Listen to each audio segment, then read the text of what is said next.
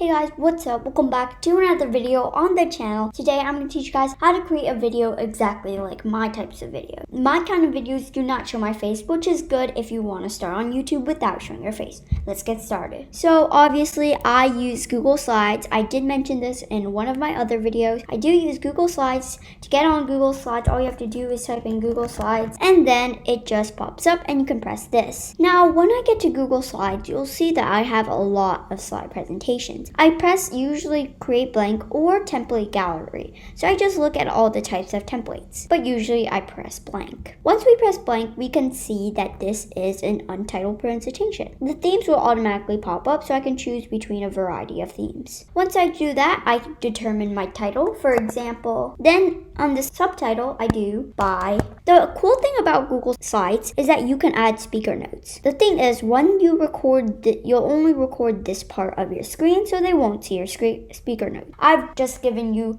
the key of how I create my videos, so if you guys want to use it, it would be totally fine with me. I hope you guys enjoyed and learned how to make a video like me. If you did, please smash that like button, subscribe, and turn on all notifications to get notified every single time I upload a video. See you later!